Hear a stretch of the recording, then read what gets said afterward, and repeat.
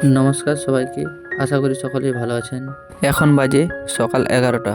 আমরা 4জন যাচ্ছি এখন খেজুর গুড়ের সন্ধানে। দেখা যাক কোথায় পাওয়া যায়। বনের মাঝ দিয়ে যে রাস্তা আছে, সেই বনের মাঝে রাস্তা দিয়ে যাচ্ছি।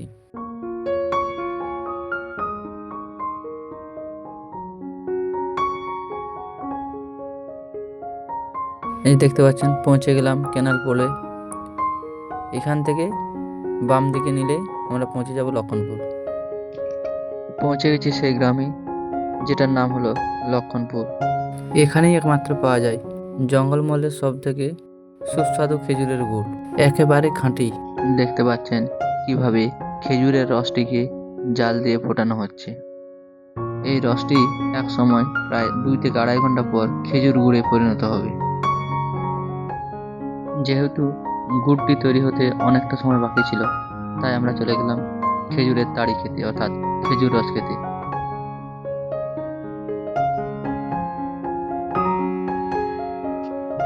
গাছ থেকে হাঁড়িটি নামিয়ে মগে ঢালতে মগটি পুরো ভর্তি হয়ে গেল।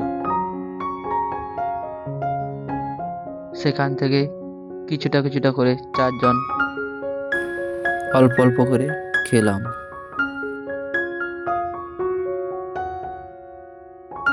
এখন প্রায় 1:30টা মতন বাজে। দেখতে পাচ্ছেন খেজুরের রসটা অনেকটা টেনে গেছে, আর কিছুক্ষণ ফোটানো হলেই এটা সম্পূর্ণ গুড়ে পরিণত হয়ে যাবে। এখন এটা সম্পূর্ণ গুড়ে রূপান্তরিত হয়ে গেছে। এর রংটারও অনেকটা পরিবর্তন হয়েছে। দেখতে পাচ্ছেন মগে করে টিনে ঢেলে নেওয়া হচ্ছে, যাতে সহজেই বড় জায়গাটিকে উনান থেকে নামানো যায়। দেখুন নামিয়ে দিয়েছে। এরপর আবারও যে টিনটিতে গুড়টা ভরেছিল সেই গুড়টিকে আবার ঢেলে দিচ্ছে। আমরা যখন প্রথমে এসেছিলাম মাত্র কয়েকজন ছিলাম, এখন দেখুন কতগুলো লোক এসে জড়ো হয়েছে। সকলেই অপেক্ষা করছে গুড় নিয়ে যাওয়ার জন্য। গুড়ের যে ফেনাটা আছে, ফেনাটাকে আলাদা করে এটাকে আবার ঘষে ঘষে চিটচিটে পদার্থের মতো তৈরি করবে, এবং সর্বশেষ এটাকে গুড়ের সঙ্গে মিশিয়ে দেওয়া হবে, যার ফলে গুড়ের মধ্যে একটা চিটচিটে ভাব আসবে।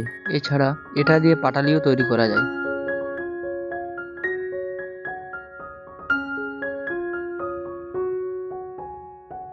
এটা প্রায় আধ ঘন্টা থেকে 45 মিনিট ঘষার পর এর কালারটা দেখুন কি এসেছে।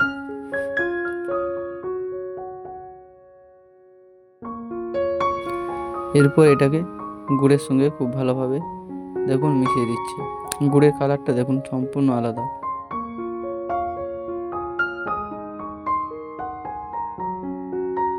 খুব ভালোভাবে এটাকে মিশানোর পর সম্পূর্ণ গুড় তৈরির প্রসেস শেষ হবে।